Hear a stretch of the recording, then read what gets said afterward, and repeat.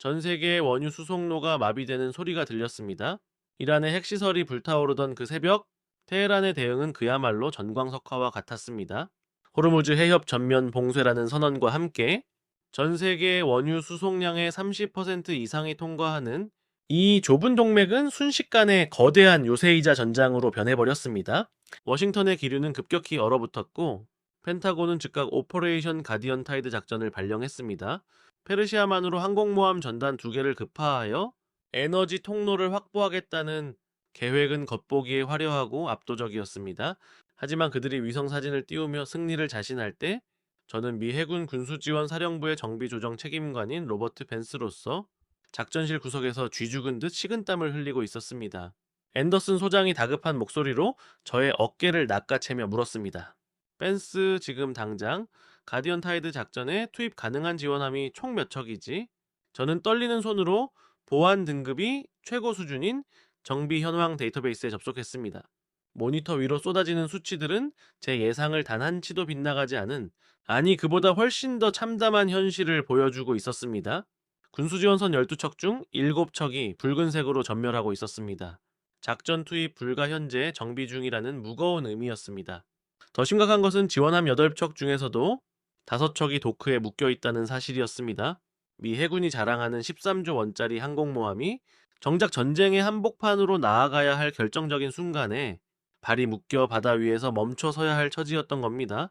그 순간 저는 20년 전에 그 차갑고 건조했던 회의실을 떠올렸습니다. 1993년 당시 기술 이전을 요청하던 한국 대표단을 향해 우리가 내뱉었던 그 오만한 거절의 말들이 비수처럼 꽂혀 돌아왔습니다. 우리는 그들이 결코 넘을 수 없는 기술적 장벽을 만들었다고 믿었지만 실상은 우리 함대의 발목을 잡는 거대한 족쇄를 스스로 채웠던 것입니다. 대한민국을 그저 값싼 조선소를 갖춘 보조공장 정도로 여기던 우리의 아니라고 근시한 적인 오만이 이제 와서 미 해군 전체를 벼랑 끝으로 몰아넣고 있었습니다. 화려한 미사일과 항공모함은 결국 정비라는 거대한 그물 없이는 무용지물이라는 사실을 우리는 너무 늦게 깨달았습니다. 이제 저는 사령부의 명령을 넘어 우리가 그토록 무시하고 멸시했던 동방의 조선 강국, 대한민국에 다시 고개를 숙이고 도움을 요청할 수밖에 없는 처지가 되었습니다. 소장님, 지금 당장 투입 가능한 지원함은 단 6척뿐입니다. 저의 보고가 끝나자마자 앤더슨 소장의 얼굴은 창백하게 굳어버렸습니다. 미국이 자랑하는 거대한 항공모함 전단 2개를 온전히 운용하려면 최소 10척 이상의 보급선과 지원함이 필수적입니다. 축구 경기에 비유하자면은 승리를 다투는 결승전에 11명이 아닌 단 6명의 선수만을 내보내야 하는 절망적인 상황이었습니다. 소장님은 떨리는 목소리로 다시 물었습니다. 나머지 함정들은 다 어디에 가 있는 건가? 저는 대형 모니터의 지도를 확대하며 함정들의 위치를 점으로 표시했습니다. 지도 위에 나타난 결과는 경악 그 자체였습니다. 점들이 찍힌 곳이 전부 한 곳을 가리키고 있었기 때문입니다. 바로 대한민국이었습니다. 거제도 조선소에는 우리의 군수지원선 3척이, 울산 조선소에는 지원함 2척이 거대한 도크 위에 올라가 있었습니다. 심지어 부산에서는 민간 보급선 4척이 대대적인 개조 공사를 받고 있었죠. 미 해군의 핵심 군수자산 9척이 한반도의 남쪽 해안을 따라 줄지어 늘어서 있었던 겁니다. 왜 하필 그 먼 동방의 나라였을까요? 이유는 지극히 냉혹하고 단순했습니다. 대형 군함급 선박을 제때 정비하고 전장의 요구에 맞게 완벽히 개조할 수 있는 조선소가 우리 본토에는 더 이상 존재하지 않았기 때문입니다. 지난 30년간 우리는 값싼 이윤만을 쫓으며 조선 산업을 방치했습니다. 그 결과 정비 도크는 만성적인 포화 상태에 빠졌고 군함 한 척을 수리하는데 2년에서 3년씩 기다리는 것이 일상이 되어버렸죠. 결국 우리는 조용히 아주 은밀하게 한국의 조선소들의 우리 함대의 목숨줄을 맡기기 시작했습니다. 한국의 조선소들은 놀라울 정도로 빠르고 정확했으며 그들의 견적선은 합리적이었습니다. 특히 한화오션의 거제 조선소에서 진행 중인 군수지원선 대대적 개조 프로젝트는 가히 전설적이었습니다. 노후화된 함정을 껍데기만 남기고 완전히 뜯어내어 최첨단 시스템으로 탈바꿈시키는 이 고난도 작업을 전 세계에서 유일하게 오차 없이 수행해내는 곳이 바로 그곳이었으니까요. 그전까지 저는 이것이 단순히 효율적인 비즈니스 결정이라고만 치부했습니다. 하지만 총성이 울린 지금 그 효율성은 제게 뼈아픈 부메랑이 되어 돌아왔습니다. 네, 우리의 함대가 사실상 대한민국 조선소의 처분에 따라 기동 여부가 결정되는 기이하고 위험한 종속 상태에 놓여 있었던 것입니다. 앤더슨 소장이 작전실 가운데 서서 우리를 둘러보았습니다. 그 방 안의 모든 장교가 똑같은 사실을 직감하고 있었습니다. 우리가 세계 최강의 해군이라고 자부하는 동안 정작 그 함대를 유지할 근간은 이미 한국의 손안에 넘어가 있었다는 사실을 말입니다. 소장님은 갈라진 목소리로 명령했습니다. 벤스 지금 즉시 한화오션 측에 연락해 당장 정비 일정을 앞당길 수 있는지 확인하고 오늘 중으로 확실한 답변을 가져와. 알겠습니다, 소장님. 저는 대답은 했지만 작전실을 나오면서 느꼈던 그 무거운 침묵을 잊을 수 없습니다. 하와이의 밤하늘은 평온했지만 제 머릿속은 이미 폭풍이 치고 있었습니다. 우리가 시작한 전쟁인데 그 전쟁의 성패가 한국의 도크 위에서 결정되고 있다니? 우리가 잃어버린 것은 단순히 선박 수리 능력이 아니라 바다를 지배하던 제국의 자존심 그 자체였습니다. 러시아의 행보는 더욱 노골적이었습니다. 그들은 페르시아만의 해군 정찰함 2척을 파견하며 항행의 자유수호라는 명분을 내걸었습니다. 제가 속한 미 해군이 지난 수십 년간 전 세계 바다에서 사용해왔던 바로 그 명분을 러시아가 마치 자신의 전유물인 양보란 듯이 훔쳐서 사용하는 꼴이었습니다. 앤더슨 소장님의 표현을 빌리자면 우리가 애지중지 벼려온 칼을 적에게 빌려주었더니 그들이 우리 등에 급소를 겨누고 있는 형국이었습니다. 금융시장의 반응은 전장보다 훨씬 빠르고 잔인했습니다. 국제 원유 가격은 단 하루 만에 배럴당 40달러 이상 폭등했고 아시아 증시는 개장과 동시에 곤두박질 쳤습니다. 유럽 천연가스 선물 가격은 이틀 연속 상한가를 기록하며 숨통을 조여왔죠. 전 세계의 혈관이라 할 수 있는 에너지 공급망이 실시간으로 붕괴되고 있었습니다. 이것은 단순한 주식 차트의 흔들림이 아니었습니다. 호르무즈 해협이 단 3개월만 봉쇄되어도 일본과 한국의 석유 비축부는 완전히 바닥나고 유럽의 산업 현장은 멈춰섭니다. 즉 문명 그 자체가 작동을 멈추느냐 마느냐의 절체절명한 위기가 도래한 것입니다. 이런 긴박한 상황에서 제 책상 위로 국방부 직인이 찍힌 붉은색 보고서가 떨어졌습니다. 해군작전 사령부에서 하달된 기밀 분석 보고서였습니다. 겉표지에 적힌 긴급이라는 두 글자가 제 심장을 짓눌렀습니다. 보고서의 핵심은 간결하고도 무자비했습니다. 현재 한국의 조선소에서 정비와 대규모 개조를 받고 있는 우리 군수지원선과 보급함들이 예정대로 복귀한다면 가디언 타이드 작전의 완전한 전력 구축까지 최소 4달이 걸린다는 진단이었습니다. 하지만 호르무즈 봉쇄가 장기화될 경우 4달은 너무 긴 시간이었습니다. 우리의 동맹국들은 그 전에 에너지 고갈로 무너질 것이기 때문입니다. 보고서의 마지막 문장은 제 등골을 서늘하게 만들었습니다. 정비 일정을 앞당기지 못하면 작전 자체가 성립하지 않는다. 미 해군이 세계 최강의 전력을 보유하고 있음에도 불구하고 전쟁을 유지할 능력이 없다는 사실이 공문서에 명확히 박혀 있었습니다. 그 문장을 3번이나 반복해서 읽었습니다. 우리가 전쟁을 시작할 수는 있지만 끝까지 수행할 힘은 없다는 뼈아픈 자기 고백이었습니다. 그때 앤더슨 소장님이 저를 집무실로 호출했습니다. 화면 너머에는 펜타곤의 군수 조달을 총괄하는 데이비드 카터 차관보가 앉아 있었습니다. 그는 평소 포커페이스의 대가로 유명한 인물이었지만 그날만큼은 이마에 송골송골 맺힌 땀을 감추지 못했습니다. 펜스 지금 즉시 한화 오션 거제 조선소의 현황을 브리핑해. 차관보의 다그침에 저는 침착하게 보고를 이어갔습니다. 현재 한화 오션에서 진행 중인 세척의 군수 지원선 개조 프로젝트, 공정률 70%와 50%의 현실, 그리고 최초 계획대로라면 첫 인도까지 4달, 나머지는 6달이 걸린다는 사실을요. 카터 차관보는 즉시 물었습니다. 넉 달을 2달로 줄일 수 있나? 조선소 정비는 단순한 부품 교체가 아닙니다. 수천 개의 배관을 잇고 복잡한 군사 시스템을 통합하고 바다 위에서 수천 톤을 견뎌야 하는 극한의 공정입니다. 저는 잠시 말을 멈췄습니다. 2달 안으로 일정을 단축하는 것. 그것은 우리 미 해군의 운명을 한국 조선소의 역량과 의지에 온전히 맡겨야 한다는 것을 의미했습니다. 우리가 지난날 그들을 대했던 방식과는 정반대로 이제는 우리가 그들의 답변만을 초조하게 기다려야 하는 기이한 역전 현상이 제 눈앞에서 펼쳐지고 있었습니다. 카터 차관보의 표정이 굳게 얼어붙었습니다. 그는 잠시 침묵하더니 펜타곤의 안일함을 꿰뚫는 뼈아픈 한마디를 내뱉었습니다. 결국 우리 해군의 작전 일정 전체가 대한민국 민간 기업의 작업 스케줄에 종속되어 있다는 소리군. 차관보의 말은 정확히 핵심을 찔렀습니다. 세계 최강이라는 미 해군의 기동 여부가 거제도 어느 조선소의 도크 일정표에 의해 결정되는 기이한 현실이 그제야 실감 났습니다. 미국 해군 장교로서 그 사실을 인정하는 것은 자존심이 심각하게 구겨지는 일이었습니다. 하지만 사태는 거기서 한 단계 더 비극적으로 치달았습니다. 그날 저녁 사령부 전체에 백악관에서 직접 내려온 긴급 공지가 하달되었습니다. 트럼프 대통령이 한국 조선기업 최고 경영자들에게 직접 서한을 보내 미군 함정 정비 일정을 최우선으로 조정해달라는 압박성 요청을 했다는 소식이었습니다. 상황을 정리하자면 이렇습니다. 세계에서 가장 강력한 권력을 쥐고 있다는 미국 대통령이 한국의 일가의 기업 대표에게 편지를 써서 제발 우리 배를 좀 빨리 고쳐달라고 애원하고 있는 꼴이었습니다. 앤더슨 소장은 진주만의 잔잔한 바다를 내려다보며 32년 군 생활을 회상했습니다. 걸프전과 이라크전의 포화를 뚫고 살아남았지만 미국 대통령이 외국 민간 기업에 우리 함대를 살려달라고 서한을 보내는 광경은 생전 처음 본다며 씁쓸하게 웃었습니다. 그것은 미 해군 역사상 전례가 없는 치욕이자 세계 질서가 바뀌었음을 알리는 조종소리였습니다. 더욱 충격적이었던 것은 돌아온 한국 측의 회신이었습니다. 한화 오션은 정중하지만 거침없는 어조로 선을 그었습니다. 검토는 하겠지만 현재 진행 중인 노르웨이와 사우디 등 다른 글로벌 선주사들과의 계약 물량 조율이 우선이라는 답장이었습니다. 일방적인 일정 단축은 품질과 안전에 치명적인 영향을 줄 수 있다는 원칙론을 고수했습니다.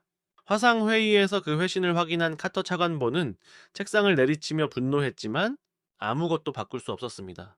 그때 태평양 함대 군수참모인 한국계 로버트령 대령이 조용히 입을 열었습니다. 차관보님, 한화 오션은 상황을 모르는 게 아니라 너무나 잘 알고 있는 겁니다. 지금 그 조선소에는 우리 배만 있는 것이 아닙니다. 다른 동맹국들의 신뢰가 걸린 물량들이 가득합니다. 우리의 일정을 앞당기기 위해 그들의 신뢰를 깰 수는 없다는 논리였습니다. 그 순간 작전실은 무거운 정적에 휩싸였습니다. 미국이라는 초강대국도 한국 조선소 앞에서는 그저 수많은 고객 중 하나일 뿐이라는 냉혹한 진실을 우리는 마주해야 했습니다. 그들은 단순한 수리 공장이 아니라 전 세계 해운과 군사 물류의 심장을 쥐고 있는 대체 불가능한 글로벌 핵심 인프라였습니다. 저는 그날 밤 숙소에 돌아와 천장을 바라보며 스스로에게 물었습니다. 우리가 반도체를 대만에 넘겨주었듯 우리의 바다를 지키던 조선업마저 스스로 포기한 것인가? 우리는 그동안 한국을 우리보다 아래에 있다고 착각했지만 실상은 우리가 그들에게 우리의 안보를 의탁하는 처지가 된 것이었습니다. 네, 우리가 포기한 기술 자립의 대가는 이렇게나 무겁고 쓰라린 현실로 돌아오고 있었습니다. 저는 트럼프 대통령이 보낸 서한에 대한 한국 측의 회신을 다시 한번 정독했습니다. 그 정중한 문장들 사이에는 거대한 강철처럼 단단한 메시지가 숨겨져 있었습니다. 우리도 최선을 다하겠지만 이것은 우리가 결정할 문제입니다. 한국은 거절의 말도 즉각적인 수락의 약속도 하지 않았습니다.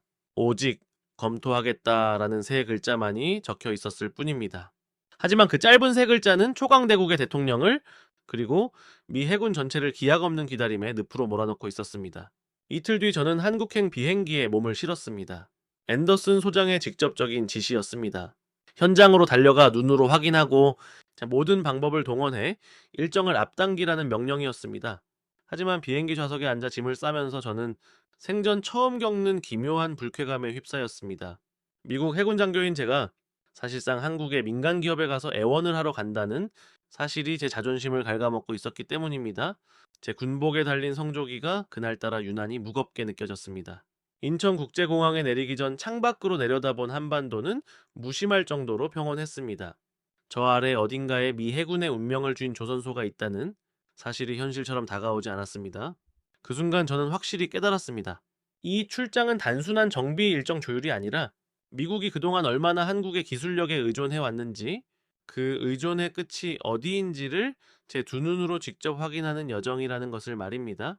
거제도에 첫 발을 딛던 날의 공기는 지금도 잊을 수 없습니다.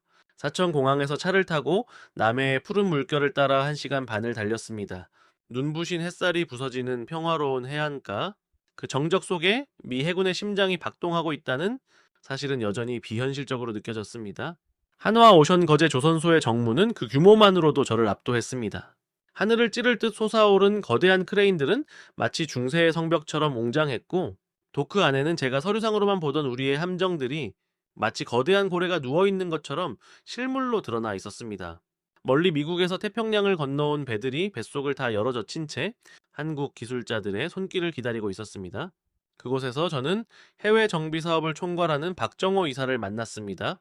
그는 키가 크고 마른 체형에 안경 너머로 빛나는 눈빛이 아주 날카로운 사람이었습니다. 악수를 하는데 그의 손에 묻어있던 옅은 기름때가 눈에 들어왔습니다. 임원님에도 불구하고 현장을 떠나지 않는 진짜 기술자라는 사실을 그 손이 증명하고 있었습니다. 박 이사는 정중하지만 사무적인 태도로 현장부터 확인하자고 제안했습니다. 하지만 저는 현장을 보러 온 것만은 아니었습니다. 제 가방 속에는 워싱턴에서 보낸 강경한 공문이 들어 있었습니다. 군사비상 상황을 이유로 현재 도크를 점유하고 있는 노르웨이, 사우디 등 다른 나라의 선박들을 전부 비우고 미 해군 함정을 최우선으로 작업하라는 사실상의 강압적인 요구서였습니다. 외교관도 아닌 제가 이런 문서를 전달해야 한다는 것에 내심 굴욕감을 느꼈지만 명령은 명령이었습니다. 박 이사의 사무실에서 로버트 첸 대령과 주한미군 관계자들이 배석한 가운데 정식 미팅이 시작되었습니다. 저는 떨리는 손으로 그 공문을 테이블 위에 올렸습니다. 박 이사는 첫 장부터 마지막 장까지 천천히 아주 차분하게 읽어 내려갔습니다. 표정 변화가 전혀 없다는 것이 오히려 저를 두렵게 만들었습니다. 마침내 그가 입을 열었습니다. 제라드 책임관님, 미국의 긴박한 사정은 충분히 이해합니다. 하지만 박 이사의 말은 거기서 멈추지 않았습니다. 하지만 저희는 국제규범과 계약에 따라 움직이는 회사입니다. 그의 목소리에는 흔들림 없는 단호함이 깃들어 있었습니다. 현재 이 도크에는 미 해군 함정만 있는 것이 아닙니다. 노르웨이 선주사, 사우디 국영 해운사, 그리고 그리스의 해운 그룹 선박들이 정해진 공정표에 따라 함께 작업 중입니다. 이들과의 계약을 일방적으로 파기하거나 밀어내는 것은 국제상거래 규범상 결코 있을 수 없는 일입니다. 박 이사의 말이 끝나기가 무섭게 법무팀장이 두꺼운 서류처를 열었습니다. 그 안에는 각 선주사와 체결한 납기 준수 조항과 위약금 규정이 빼곡히 정리되어 있었습니다. 저는 옆에서 그 설명을 듣다가 소름이 돋았습니다. 그들은 우리가 이렇게 나올 것을 미리 예상하고 철저한 법적 방어 논리를 준비하고 있었던 겁니다. 우리 측 대령은 작게 한숨을 쉬었고 저 또한 같은 심정이었습니다. 논리적으로 따지면 그들의 말이 100번 맞았기 때문입니다. 하지만 워싱턴은 논리 따위가 통하는 곳이 아니었습니다. 이틀 뒤 상황은 최악으로 치달았습니다. 백악관 국가안보회의에서 내려온 추가 요구 사항을 전달받은 저는 제 귀를 의심했습니다. 정비 일정 단축은 시작에 불과했습니다. 이제는 한국 조선소의 핵심 기술 이전과 생산 라인 공개까지 요구하라는 내용이었습니다. 여러분, 이게 무슨 뜻인지 아십니까? 남의 집에 가서 밥을 좀 빨리 차려달라고 생떼를 쓰는 것도 모자라 이제는 그 집안의 대를 이어내려온 비법 레시피까지 내놓으라고 강요하는 꼴입니다. 저는 군인이지만 이번만큼은 명백한 선을 넘었다는 생각이 들었습니다. 앤더슨 소장님과 화상 통화할 때도 그 역시 곤혹스러운 기색을 감추지 못했습니다. 나도 이것이 무리한 요구임을 안다. 하지만 백악관의 지시라 어쩔 수 없이 전달해야 한다. 라는 것이 그의 답변이었습니다. 결국 저는 2배로 두꺼워진 공문을 들고 박 이사의 사무실을 다시 찾았습니다. 기술 이전 협의를 위한 실무 프레임워크 초안까지 포함된 사실상의 기술 탈취 시도였습니다. 박 이사는 이번에도 공문을 끝까지 읽은 뒤 자리에서 일어나 창가로 걸어갔습니다. 그는 도크 아래에서 묵묵히 제 갈 길을 가고 있는 거대한 선박들을 한참 동안 바라보다가 천천히 돌아서서 제게 뼈아픈 질문을 던졌습니다. 책임관님, 미군이 F-35 전투기 엔진 설계도를 한국에 공개한 적이 있습니까? 저는 아무런 대답도 할 수 없었습니다. 당연히 없었으니까요. 우리에게 기술을 내놓으라는 것은 그들에게 자신들의 심장을 꺼내주라는 말과 다를 바 없었습니다. 한 방 제대로 맞은 기분이었습니다. 그런데 그 자리에서 예상치 못한 일이 벌어졌습니다. 박 이사는 거절하는 대신 저를 기술동 3층의 시뮬레이션 센터로 안내했습니다.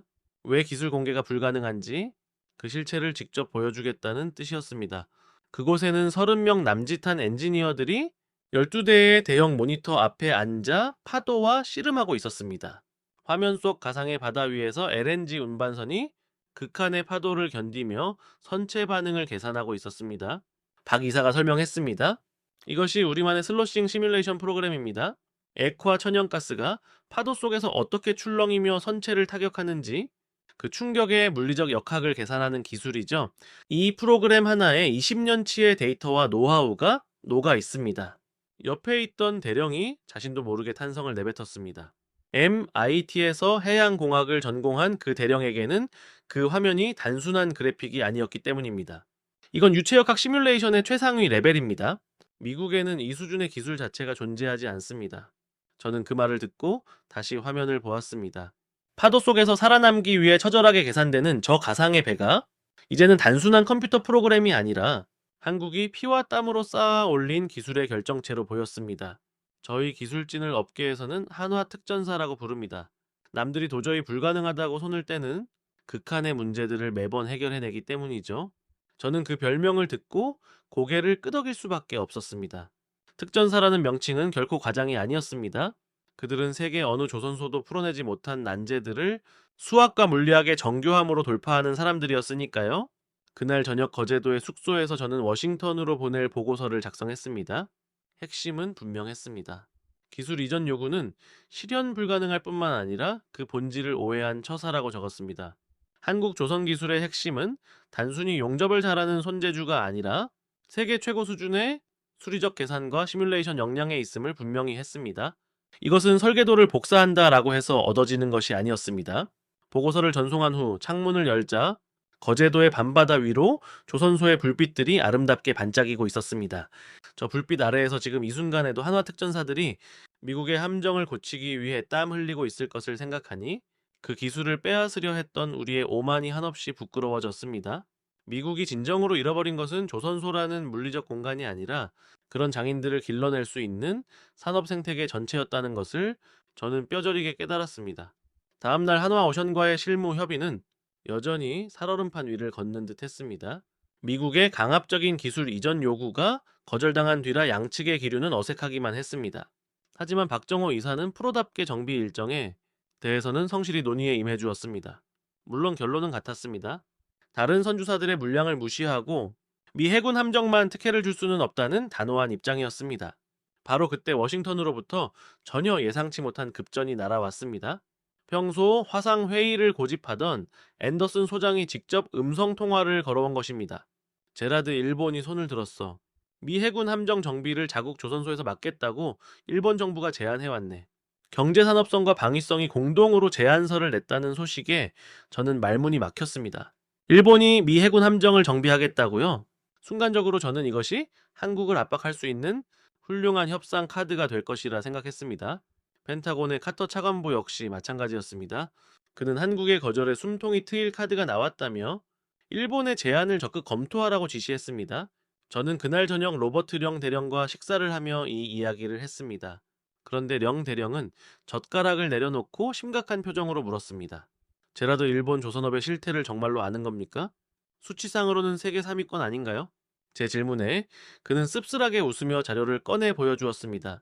그의 핸드폰 화면에 띄워진 그래프는 2000년대 중반부터 곤두박질치는 일본의 조선시장 점유율을 적나라하게 보여주고 있었습니다. 한국이 일본을 추월하고 중국이 물량 공세로 치고 올라오는 동안 일본은 중소형 벌크선 위주로 겨우 연명하며 대형 조선소들을 통폐합해 왔습니다. 그들은 마지막으로 초대형 LNG 운반선을 단독으로 건조한 지가 수십 년이 넘었고 그나마 최근에 LNG선들도 대부분 한국의 설계를 라이선스 받아 건조하는 실정이었습니다. 며칠 뒤 그 불안한 예감은 현실이 되었습니다. 펜타곤이 미 해군 함정 시스템 사령부에 일본의 기술 평가를 의뢰했고 워싱턴은 마치 합격 파티를 준비하듯 일본 카드를 기정사실화하고 있었습니다. 하지만 저는 이미 알고 있었습니다. 우리가 꺼내든 그 플랜 B가 얼마나 허약한 모래성인지를 말입니다. 보고서가 나오기까지 일주일이 걸렸습니다.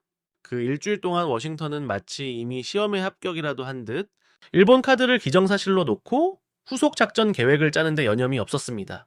분위기는 묘했습니다. 시험 결과가 나오기도 전에 벌써 합격 파티를 준비하는 듯한 들뜬 기류가 감돌았죠.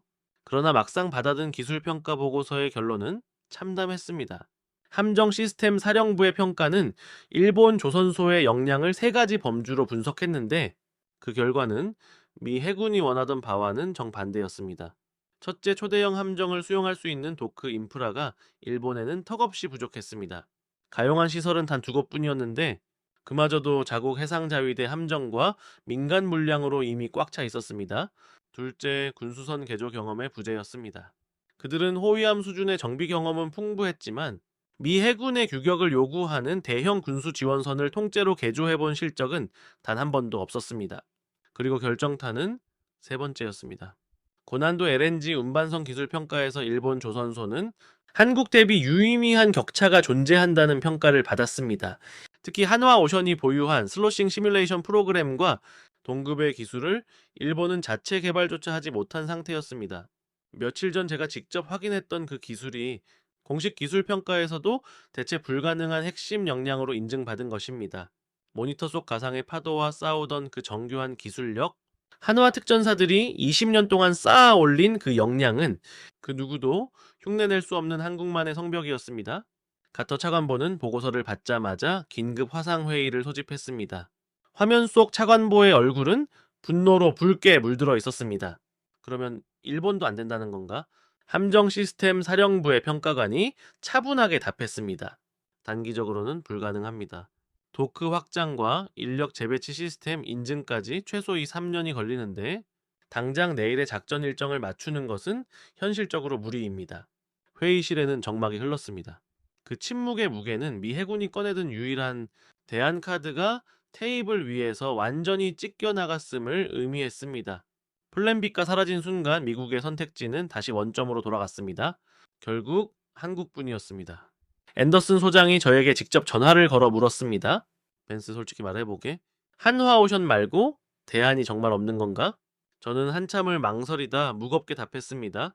소장님, 현 시점에서 우리 군수지원선 3척을 동시에 개조할 수 있는 조선소는 전 세계에서 한화오션 거제 조선소가 유일합니다.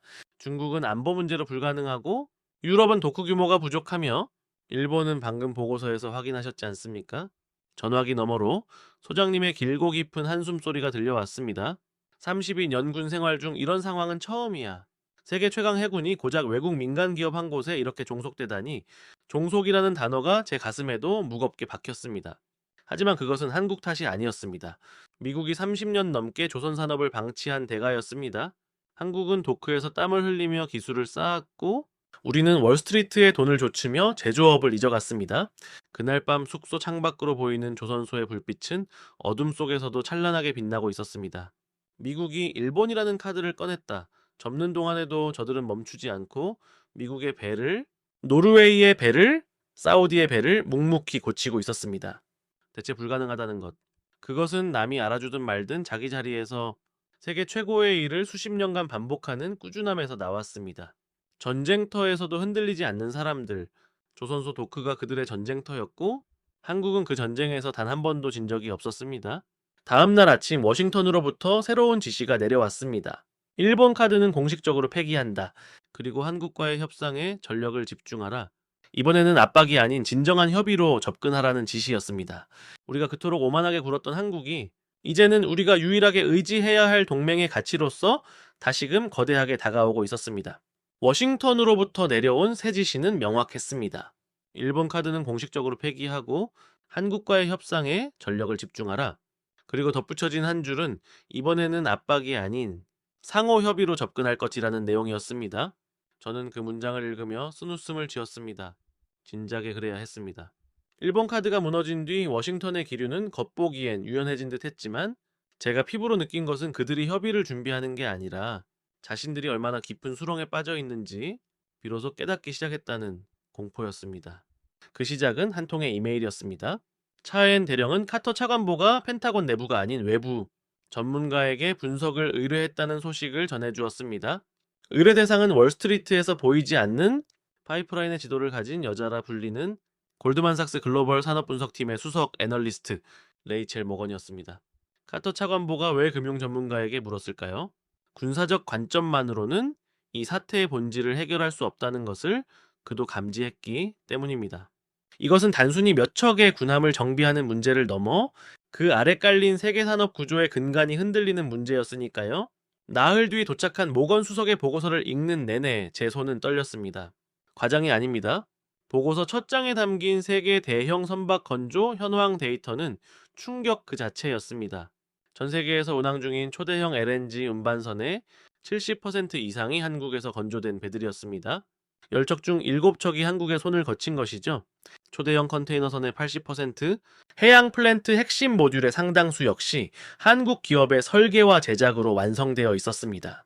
더 큰 충격은 선박의 생애주기 전체를 분석한 데이터였습니다. 건조 이후의 개조와 정비까지 포함하면 한국의 시장 지배력은 더욱 압도적이었습니다. 배를 직접 설계하고 만든 곳이 그 구조를 가장 잘 아는 것은 당연한 이치입니다. 시스템을 업그레이드하거나 엔진을 교체할 때 설계 원본을 가진 한국을 찾을 수밖에 없는 구조였죠. 한국에서 배를 한번 만들면 그 배가 퇴역할 때까지 한국과 운명 공동체가 되는 것입니다. 저는 이 보고서를 통해 비로소 우리가 무엇을 놓치고 있었는지 깨달았습니다. 한국 조선소는 단순한 제조시설이 아니라 보이지 않는 글로벌 공급망의 혈관 그 자체였습니다. 모건 수석의 분석은 소름이 돋을 정도로 명확했습니다. 중동에서 생산된 LNG가 아시아와 유럽의 반도체 공장으로 흘러가는 과정 전체를 한국이 책임지고 있었습니다. 한국이 만든 배가 에너지를 나르고 그 에너지가 삼성전자와 SK하이닉스 그리고 TSMC의 공장을 돌립니다. 그곳에서 생산된 반도체가 AI 칩이 되고 다시 데이터 센터의 서버와 챗GPT 같은 거대한 지능으로 완성됩니다.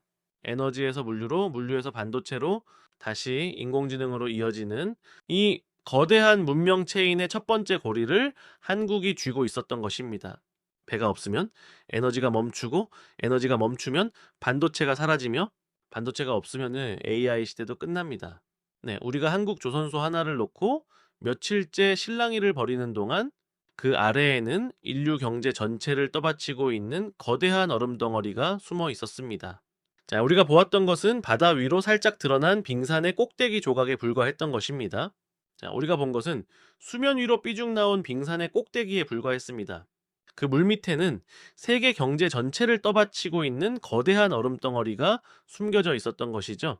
하지만 보고서에는 더 무서운 내용이 담겨 있었습니다. 모건 수석이 중동 국가들의 발주 이력을 추적한 대목이었습니다. 카타르가 세계 최대 LNG 프로젝트를 추진하면서 한국 조선 3세백척이 넘는 물량을 몰아주었던 사건, UAE 바라카 원전이 한국 기술로 완벽하게 가동 중인 현실, 그리고 사우디아라비아가 한국의 방산 기업들과 맺은 K9 자주포와 KF-21 전투기 도입 계약까지 한국은 이미 중동의 핵심 인프라를 독점하다시피 하고 있었습니다. 카타르, UAE, 이 사우디, 이 세 나라가 왜 그토록 집요하게 한국을 선택하는 것일까요? 기술이 우수한 나라는 미국이나 유럽에도 있습니다. 하지만 모건 수석의 분석은 명확했습니다. 중동 국가들이 한국에 물량을 쏟아붓는 결정적인 이유는 바로 계약 이행의 신뢰도라는 것입니다. 한국 기업들은 납기를 반드시 지킵니다. 약속한 품질을 타협하지 않습니다. 중간에 정치적 외풍이 불어도 계약 내용을 뒤집지 않습니다. 그들에게 가장 중요한 것은 예측 가능성, 즉 오늘 맺은 계약이 내일도 변함없이 유효할 것이라는 확신입니다. 한국은 그 당연한 상식을 수십 년 동안 증명해 온 것입니다. 저는 이 대목을 읽으며 며칠 전 박정호 이사가 했던 말을 떠올렸습니다. 저희는 계약에 따라 움직이는 회사입니다. 그때는 단순히 우리를 밀어내기 위한 거절의 논리라 생각했는데 그것이 곧 한국 산업 전체를 관통하는 철학이었음을 이제야 이해했습니다. 납기를 지키고 약속을 지키는 것, 그 신뢰가 바로 중동 국가들이 한국을 버릴 수 없는 이유였습니다. 그리고 그 지점에서 트럼프 대통령의 초조함이 이해가 되기 시작했습니다. 미국은 지금 한국에게 계약을 어기고 우리 것을 먼저 하라고 강요하고 있습니다. 하지만 한국이 그 요구를 수용하는 순간 수십 년간 쌓아온 신뢰가 모래성처럼 무너질 것임을 그들은 너무나 잘 알고 있었습니다. 카타르가 보고 있고 사우디와 UAE가 지켜보고 있습니다. 만약 한국이 미국이라는 초강대국의 압박에 굴복해 기존 고객사의 계약을 밀어버린다면 그들은 한국을 더 이상 신뢰할 수 없는 파트너로 낙인 찍을 것입니다. 트럼프 대통령은 그 점을 몰랐거나 혹은 그럴 여유가 없었을 것입니다. 호르무즈 해협이 봉쇄되고 유가가 폭등하는 급박한 상황 속에서 한국 조선소의 장기적인 브랜드 가치까지 고려할 여력은 없었겠지요. 더 정확히 말하자면 그는 한화라는 기업과 김승현 회장이라는 인물의 본질을 전혀 이해하지 못한 채 압박하면 굴복할 것이라는 단순한 착각에 빠져 있었던 겁니다. 하지만 한국은 달랐습니다. 한화오션은 미국의 긴급함을 충분히 이해하면서도 자신들의 원칙을 고수했습니다.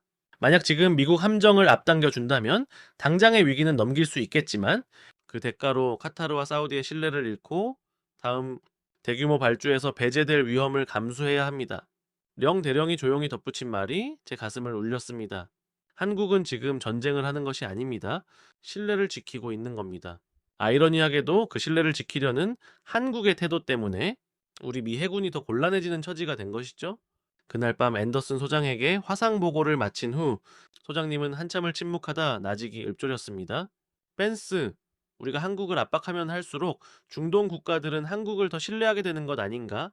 맞았습니다. 미국의 압박이 세질수록 그 압박에 굴복하지 않는 한국의 가치가 오히려 치솟는 역설이 발생하고 있었습니다. 트럼프 대통령이 서한을 한 통 더 보낼 때마다 카타르와 사우디가 한국과 다음 계약을 체결해야 할 이유는 하나씩 더 늘어나고 있었습니다. 노트북을 덮자 창밖의 거제도 밤바다가 조용히 출렁이고 있었습니다. 저 바다 위를 오가는 수많은 배들, 세계 경제의 맥박을 쥐고 있는 저 배들의 심장을 만드는 나라가 바로 한국이었음을 저는 비로소 뼈저리게 실감하고 있었습니다.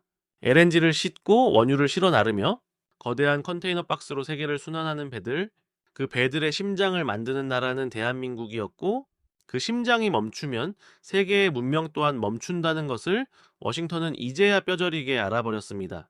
사실을 직시한 이상 그들은 예전처럼 오만하게 굴 수 없었겠지요. 하지만 다음 단계가 무엇일지 저는 그때까지만 해도 감히 예측할 수 없었습니다. 모건 수석의 보고서가 워싱턴을 뒤흔든 뒤 찾아온 이틀간의 고요는 폭풍 전야의 정적과 같았습니다. 30년 넘게 이 나라에서 군 생활을 하며 제가 확신할 수 있었던 건 미국이라는 나라는 한번 물러서면 반드시 2배의 힘으로 밀고 들어온다는 법칙이었습니다. 그리고 제 예감은 정확히 적중했습니다. 이틀 뒤 새벽 앤더슨 소장에게서 긴급 연락이 왔습니다. 백악관 국가안보회의에서 새로운 결정이 내려졌는데 이번에는 차원이 달랐습니다. 트럼프 대통령이 직접 주재한 회의에서 한국 조선기업에 대한 최종 압박안이 확정되었다는 소식이었습니다. 내용은 실로 가혹했습니다. 첫째, 미 해군 함정 정비 일정을 즉시 최우선으로 조정할 것. 둘째, 향후 미 해군 관련 정비 물량에 대한 우선 배정권을 보장할 것. 그리고 셋째, 이 요구가 수용되지 않을 경우 한국 기업의 미국 내 방산 협력 프로그램 참여 자체를 전면 재검토하겠다는 것이었습니다. 세 번째 항목은 명백한 협박이었습니다. 한화그룹은 조선뿐만 아니라 미군의 방산 핵심 파트너였기에 그 관계를 끊겠다는 것은 사업의 근간을 흔드는 칼날이었습니다. 동네 구멍가게가 아니라 미국 대통령이 직접 거래 중단을 경고했으니 그 무게감은 감히 상상조차 할 수 없는 것이었죠. 저는 즉시 박정호 이사에게 개인적으로 연락했습니다. 박 이사는 전화를 받자마자 잠시 침묵하더니 담담한 목소리로 이미 알고 있다는 대답을 했습니다. 이번 것은 수위가 다릅니다. 방산 협력까지 걸고 나왔습니다. 라고 다급히 말하는 제게 그는 나직이 대답했습니다. 저 역시 회장님께 보고를 올렸습니다. 김승현 회장 한화그룹의 총수. 저는 그 이름을 듣는 순간 이 문제가 실무진의 협의 단계를 넘어 국가적 차원의 결단으로 넘어갔음을 직감했습니다. 워싱턴은 답을 기다렸고 거제도에서 연락을 기다리는 매 순간은 고문과 같았습니다. 나흘째 되던 날 박 이색에서 연락이 왔습니다. 내일 한화그룹 차원의 공식 입장이 발표될 것이며 저에게 먼저 예의를 갖춰 알린다는 내용이었습니다. 어떤 결정입니까? 라고 묻는 제게 그는 짧게 답했습니다. 기존 계약과 산업 질서를 지키겠다는 원칙을 재확인했습니다. 거절이었습니다. 미국의 압박에 대해 한화그룹은 원칙이라는 칼을 빼든 것입니다. 저는 전화를 끊고 한동안 멍하니 앉아 있었습니다. 미국 군인으로서는 당혹스러웠지만 한편으로는 기묘한 존경심이 솟구쳤습니다. 나중에 알게 된 그 회의의 내막은 실로 엄청났습니다.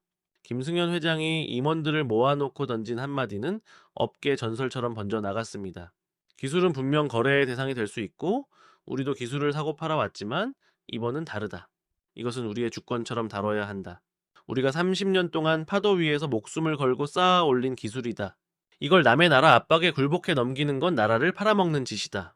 이완용이가 할 짓이지 한화가 할 짓이 아니다. 이완용이라는 이름. 저는 령 대령에게 그 의미를 물었습니다. 한국 역사에서 나라를 외세에 넘긴 대표적인 인물이라는 대령의 설명에 저는 김승현 회장이 왜 그 이름을 꺼냈는지 단번에 이해할 수 있었습니다. 그것은 단순한 비즈니스 결정이 아니라 한국이라는 나라의 산업 주권을 지키겠다는 역사적 선언이었기 때문입니다. 그토록 거대한 위협 앞에서 굽히지 않고 자신의 가치를 규정하겠다는 그 기계 앞에 저는 한 명의 군인으로서 고개를 숙일 수밖에 없었습니다. 한국 역사에서 나라를 외세에 넘긴 대표적인 인물이라는 대령의 설명에 저는 김승현 회장이 왜 하필 그 이름을 꺼냈는지 단번에 이해할 수 있었습니다. 그것은 단순한 비즈니스 결정이 아니라 한국이라는 나라의 산업 주권을 지키겠다는 역사적 선언이었기 때문입니다. 김 회장은 임원들에게 한마디를 더 했습니다. 한국의 조선 기술은 한국이 지킨다. 우리가 지금 이 자리에 올라온 것은 누가 도와줘서가 아니다.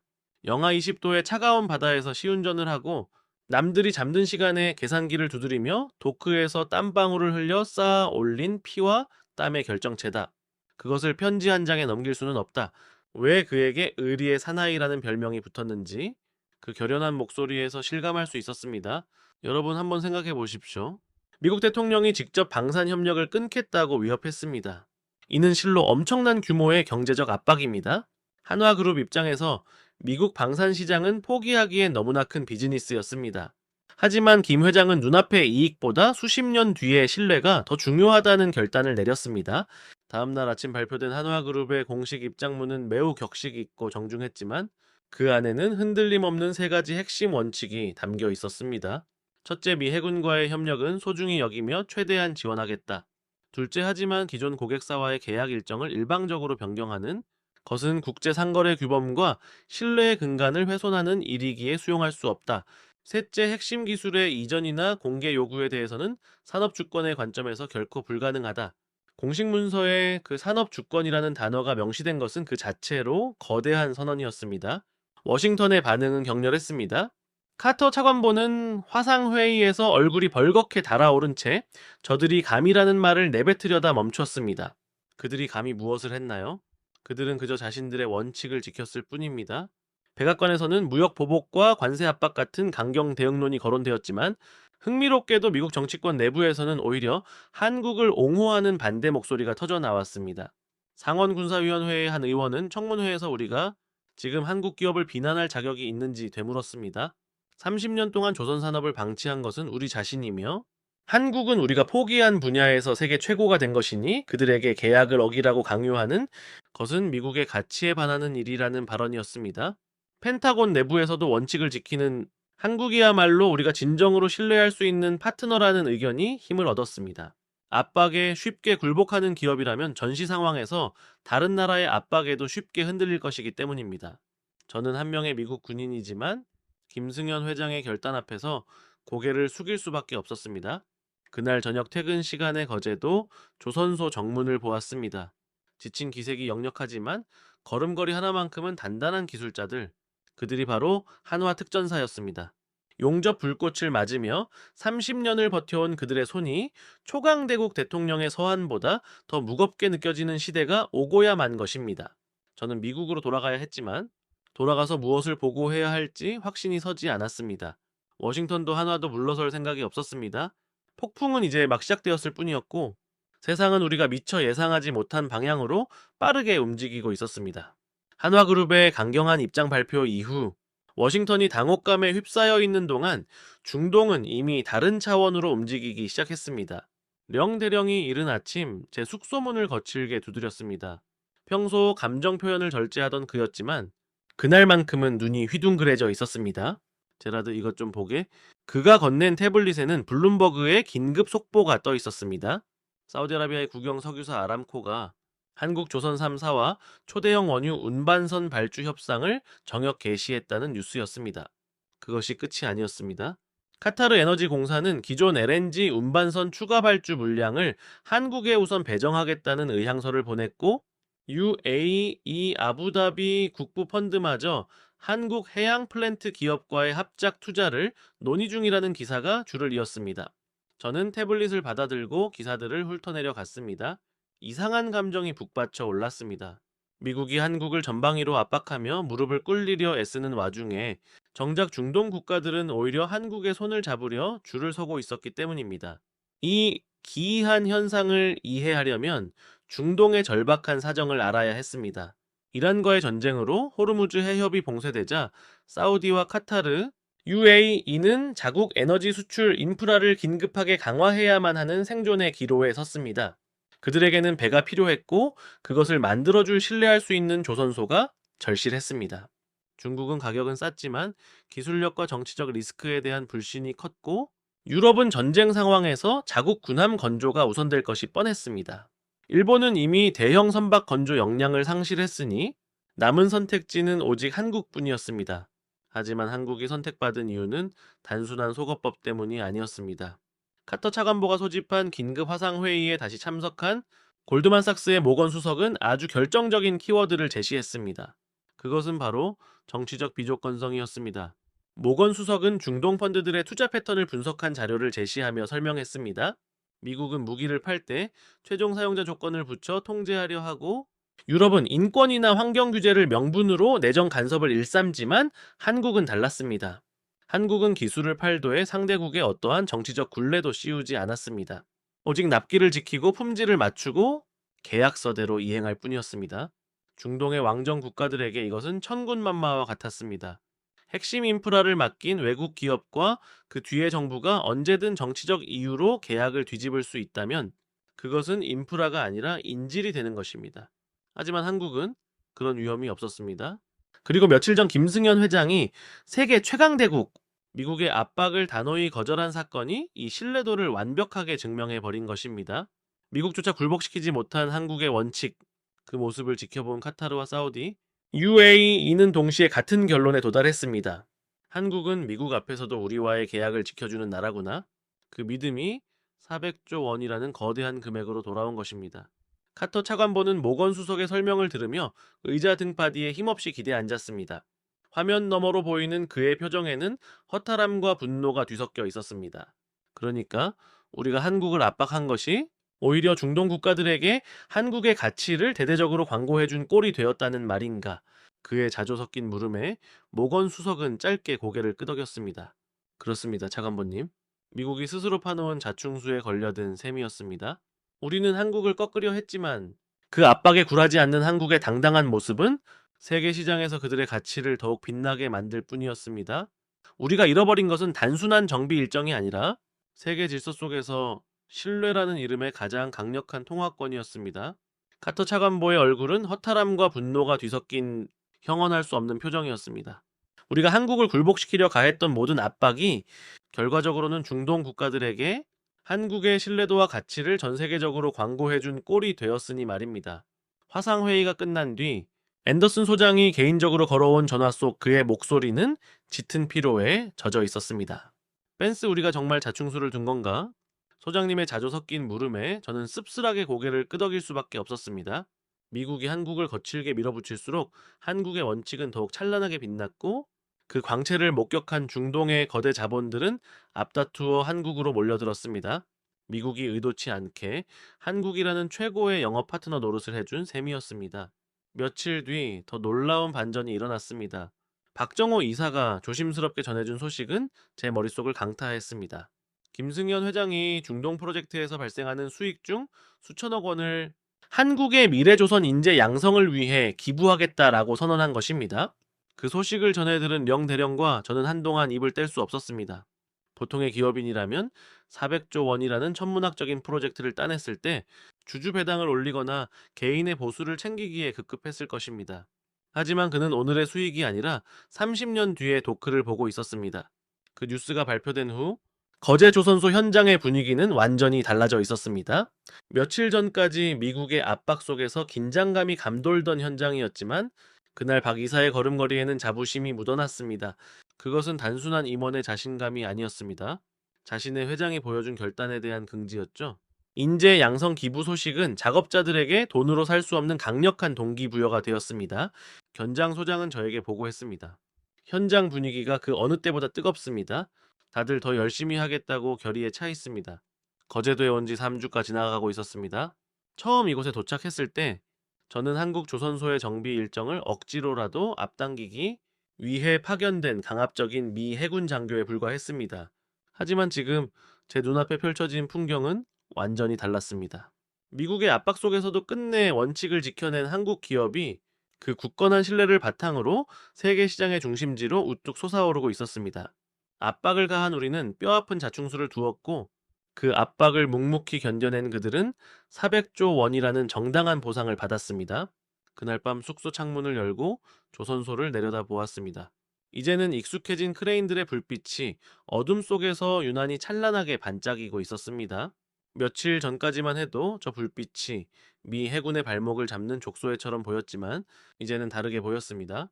그것은 한국이 세계를 향해 쏘아 올리는 신호탄이었습니다. 우리는 여기 있고 우리는 약속을 지키며 우리는 미래를 준비한다는 신호였습니다. 세계는 그 신호의 400조 원이라는 거대한 응답으로 화답하고 있었습니다. 앤더슨 소장은 마지막으로 제게 말했습니다. 펜스, 이제 워싱턴이 방법을 바꿔야 할 때야. 한국을 압박할 게 아니라 어떻게 함께 미래로 나아갈지를 고민해야 해. 전화기를 내려놓으며 저는 생각했습니다. 그렇습니다. 이제야말로 진정한 협상이 시작되는 것이겠죠. 강요가 아닌 서로의 가치를 인정하는 진짜 협상이 말입니다.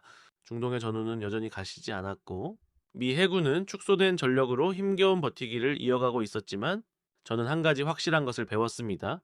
거제도의 조선소 현장만큼은 세상의 혼란과 무관하게 어제와 같은 속도로 어제와 같은 정밀함으로 묵묵히 돌아가고 있었습니다. 그들이 지키고 있는 것은 배가 아니라 세계가 멈추지 않게 하는 인류의 혈관이었습니다. 미국과 한국 사이의 갈등이 전 세계 뉴스를 장식하고 중동에서 400조 원 규모의 거대한 발주 협상이 오가며 백악관의 서한이 거제도를 향해 빗발치는 와중에도 조선소의 도크는 평온했습니다. 그 안에 기술자들은 그저 묵묵히 제의를 할 뿐이었습니다. 어제와 같은 속도로, 어제와 같은 정밀도로 말입니다. 미 해군 군수 지원선의 복잡한 전기 배선을 교체하는 작업자의 손길 옆에서는 노르웨이 선주의 벌크선 선체를 용접하는 팀이 쉼없이 불꽃을 튀기고 있었습니다. 사우디의 물량도 카타르의 LNG선도 미리 정해진 엄격한 공정표 위에서 오차 없이 흘러가고 있었습니다. 세계의 해운과 군수 물류가 오직 이 거제 조선소의 일정에 맞춰 박동하고 있었던 것입니다. 처음에는 미국 해군 장교로서 이 사실이 굴욕적으로 다가왔지만 3주가 지난 지금 저는 이것이 굴욕이 아닌 냉혹한 현실임을 인정할 수밖에 없었습니다. 그리고 그 현실을 받아들이는 것만이 이 교착 상태를 풀어낼 수 있는 유일한 열쇠였습니다. 워싱턴의 결론도 이와 다르지 않았습니다. 앤더슨 소장이 전해준 펜타곤의 최종 평가 회의 결과는 단 한 문장이었습니다. 한국 조선의 핵심 기술을 강제로 획득하는 것은 물리적으로나 기술적으로나 불가능하다는 것이었습니다. 카터 차관보가 그 보고서를 보고 한참을 침묵하다 뱉었다는 말은 워싱턴 정가의 꽤 유명한 일화가 되었습니다. 김승현이라는 사람과 트럼프 대통령이 붙었는데 대통령이 졌다. 체급이 다르다. 김 회장은 30년 동안 도크에서 실전으로 단련된 헤비급 파이터인 반면 트럼프 대통령은 이 판의 규칙조차 모른 채 덤비는 꼬맹이에 불과했다는 것이죠. 그 비유를 듣고 저는 웃음이 터지고 말았습니다. 감히 웃을 수 없는 자리였지만 그만큼 너무나 정확한 진단이었기 때문입니다. 트럼프 대통령은 정치의 세계에서는 최강자일지 모르나 조선 산업이라는 경기장은 완전히 다른 논리와 규칙이 지배하는 곳이었습니다.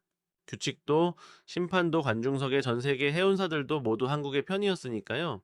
골드만삭스의 모건 수석이 발표한 후속 분석은 이 모든 이야기의 완결판이었습니다. 그녀는 한국 조선 산업의 두 가지 핵심 역량으로 극한 환경 시뮬레이션 기술과 복잡한 계약 구조의 완벽한 이행 능력을 꼽았습니다. 모건 수석은 이 두 능력이 사실은 같은 뿌리에서 나온 것이라고 분석했습니다. 수만 개의 변수를 제어하는 시뮬레이션 기술이나 전 세계 수십 개 국가의 납기를 조율하는 실행력은 결국 복잡성을 관리하는 정밀한 능력이라는 같은 DNA를 공유한다는 것이었죠. 저는 그 분석을 읽으며 그동안 거제도에서 목격한 모든 퍼즐이 맞춰지는 희열을 느꼈습니다. 시뮬레이션 센터에서 파도를 계산하던 엔지니어들의 맑은 눈빛, 계약서 조항 하나하나를 짚어가던 박정호 이사의 정확함, 그리고 기술을 주권이라 선언했던 김승현 회장의 단호함까지 그 모든 것이 대한민국 조선산업의 심장부에서 뿜어져 나오는 정밀함의 DNA였습니다. 복잡한 세상을 정밀하게 관리하는 능력, 그리고 그 능력을 지탱하는 철저한 신뢰. 그것이야말로 미국이 지난 30년간 잃어버렸고 대한민국이 도크 위에서 땀으로 일궈낸 가장 강력한 국력이었습니다. 저는 비로소 깨달았습니다. 미국은 힘으로 세계를 흔들 수 있을지 모르지만 한국은 신뢰와 정밀함으로 세계를 붙잡고 있다는 사실을 말입니다. 흔드는 힘보다 붙잡는 힘이 훨씬 더 강하다는 진리를 저는 그곳 거제도의 도크 위에서 배웠습니다. 마지막 날 저녁 거제도의 작은 식당에서 해물탕을 앞에 두고 령 대령이 제게 던진 말은 평생 잊지 못할 것입니다. 제라드, 아니 로버트, 미국은 항공모함으로 세계 질서를 유지한다고 믿지. 맞는 말일세. 하지만 그 항공모함이 고장 났을 때 기댈 곳이 오직 한국뿐이라는 사실은 진정한 세계 질서가 어디에 기반하고 있는지를 증명하는 것이라네. 힘이 아니라 기술이고 기술을 넘어선 신뢰. 저는 그 말을 곱씹으며 뜨거운 해물탕 국물을 들이켰습니다. 입안이 얼얼할 정도로 매콤하고 뜨거웠지만 그 얼큰함이 이상하게도 마음 깊은 곳까지 위로해주는 기분이었습니다. 귀국 비행기에 오르기 전 저는 마지막으로 조선소를 찾았습니다. 박정호 이사가 정문까지 나와 저를 배웅해 주었습니다. 책임관님, 다음에는 좀 더 편한 용건으로 다시 오십시오. 웃으며 맞잡은 그의 손에는 여전히 옅은 기름때가 묻어 있었습니다. 이모님에도 도크를 제 집처럼 드나드는 그 손이야말로 미 해군을 살리고 카타르의 LNG선을 띄우며 사우디의 원유를 전 세계로 나르게 하는 진정한 동력임을 저는 알고 있었습니다. 비행기가 인천을 떠나 태평양 상공으로 솟아올랐을 때 창밖으로 작아져가는 한반도를 보며 저는 확신했습니다. 저 아래 거제도의 도크에서 지금 이 순간에도 한화 특전사들은 불꽃을 튀기고 시뮬레이션을 돌리며 약속된 납기를 지키기 위해 자신의 자리에서 묵묵히 일하고 있을 것입니다. 제가 왜 이 이야기를 하는지 궁금하십니까? 미국이 한국에게 졌다는 승패를 말하려는 것이 아닙니다. 또한 우리 미 해군이 약하다는 자조도 아닙니다. 저는 지난 3주 동안 세계 질서가 진정으로 어떻게 작동하는지에 대한 거대한 진실을 목격했습니다. 미사일의 숫자가 항공모함의 크기가 패권을 결정하는 시대는 지났습니다. 세계를 실제로 움직이는 것은 용접 불꽃을 튀기는 기술자의 손이고 계약서의 날짜를 하루도 어기지 않겠다는 의지이며 그 약속을 30년 넘게 증명해온 산업국가의 신뢰였습니다. 한국은 전쟁을 하지 않았고 총 한 발 쏘지 않았으며 미사일도 발사하지 않았습니다. 그들은 그저 자신의 자리에서 배를 만들었습니다.